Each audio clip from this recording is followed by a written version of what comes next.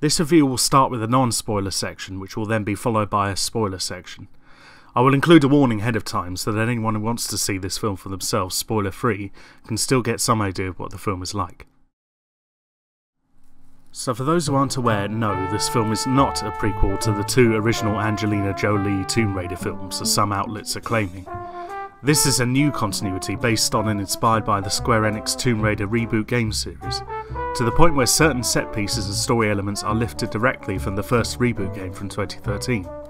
Now I know right off the bat that a lot of people go into this new incarnation of Tomb Raider with misgivings, given the poor reputation of cinematic adaptations of video games. And to be honest, that expectation is mostly justified. However, I do think that this is one of the better video game adaptations I've seen, which in itself is a sad comment, and there are a few praiseworthy elements to enjoy here. Alicia Vikander was pretty good at portraying the younger, more naive and vulnerable version of Lara from the reboot games. She clearly put in the work to get the physicality of the character just right, and I honestly wouldn't be surprised if she did all her own stunts, just like Harrison Ford in the Indiana Jones films. I'll go more into her performance in the spoiler section, but to sum it up, she was probably the best part of the film, as many are saying. One standout scene that improved the otherwise workmanlike cinematography was the shipwreck of the Endurance that you get a glimpse of in the trailer. The pacing of the shots, the shaky intensity of the camera work once she hits the water, and the abruptness of the destruction gave it a palpable, adrenaline-pumping sense of danger and urgency that really helped get you invested in Lara's journey, even though it was obvious that she would survive. But for me, this film was weighed down by its shortcomings, which were in the script inconsistencies and cliches along with a weak villain. The logic behind the central mystery or quest, which I won't spoil yet, was a bit askew to say the least, and the film sadly indulges in some of the most annoying movie cliches. Aside from Lara, most of the characters lacked development, only being there to advance the plot and give Lara something to do. So to sum up my non-spoiler section, I found the film mildly enjoyable, but ultimately by the numbers and forgettable. There's certainly not the great video game film that we've been waiting so long for, though it is a small step up from the likes of Assassin's Creed and Resident Evil The Final Chapter. Stick to Indiana Jones and National Treasure if you like this sort of thing. Now for the juicy spoiler section.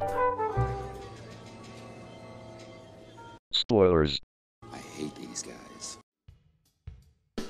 Again, positives first as there are fewer. A standout scene for me was the scene following Lara's escape from the labour camp in which she is forced to kill an attacking guard by choking him. This is not only a smart use of reincorporation of an earlier scene, in which Lara fails to break a rival's chokehold at the gym, but it was an effectively emotional moment that marked the loss of Lara's childhood innocence, and the beginning of her transition into a more seasoned, hardened adventurer that we see in the games. Taking a life, despite what many action films would have you believe, is a drastic and final act that changes you forever, and I'm glad that they adhered to that truth in this particular scene. Lara's connection to her father, while mostly only explored in a couple of scenes, was also touching and competently handled. As a fan of the Cornetto trilogy, I also really enjoyed Nick Frost's cameo. That got some good laughs. As for the negatives, the big reveal as to the true nature of Himiko and her secret was illogical and cliché to no end, and very disappointing. Said throughout the movie to have been a deathless queen who destroyed all she touched, it is revealed that Himiko was in fact the carrier of an extremely potent virus that kills, sort of, within minutes of physical contact. To save her people, she killed herself, and her followers entombed her body in an underground temple filled with booby traps. This is a ho-hum explanation executed horribly. How exactly would such a virulent pathogen survive for hundreds of years on a mummified, dried-out corpse without any living cells to replicate with? Even relatively virulent and infectious modern viruses, such as MRSA, only survive for days to weeks on non-living surfaces. If Himiko and her followers were so desperate to save their country from the virus, which they must have realised was spread through touch, why on earth would they create a mechanism in her sarcophagus that propels her corpse upright when the sarcophagus is open, potentially infecting anyone standing near it? And if the virus truly was that infectious and long-lasting, and could survive without living cells, wouldn't it also be present on the corpses of her followers, which Lara comes into contact with? And would such a fast-acting and easily transmitted pathogen quickly wipe out such an ancient civilization? Especially when the victims are revived as zombies that are highly aggressive and still infectious. We're still having problems fighting Ebola in the 21st century. And then of course there's the intensely annoying cliché I mentioned earlier. The Trinity guards that are infected with the virus succumb within a minute, whereas Lara's father, being a protagonist, easily holds the infection at bay for minutes on end while Lara fights Vogel. Given that he only shows minor greying of the skin before he blows himself up, it's possible it could have taken even longer to succumb to the virus. This type of glaring inconsistency is a cliché that is tired as it is transparent. The writers were clearly trying to have it both ways by rejecting the fantastical elements of the games, while still wanting to keep the over-the-top and unrealistic danger. In doing so, they don't have a cake to eat. It is a cellular peptide cake with mint frosting. Would you like a bite? No, thank you. The virus was neither realistic enough for a truly grounded and logical threat, nor magical enough to evoke the wonder and mystery of the games.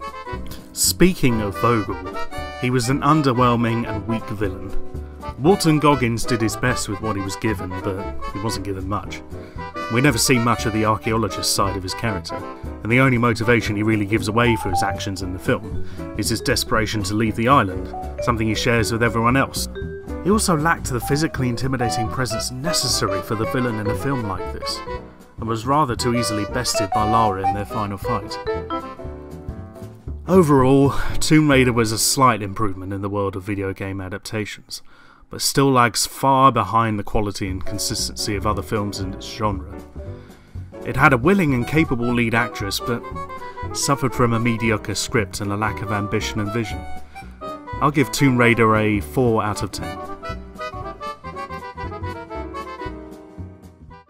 So that was my rambling review of Tomb Raider. Any thoughts? Do you agree or disagree?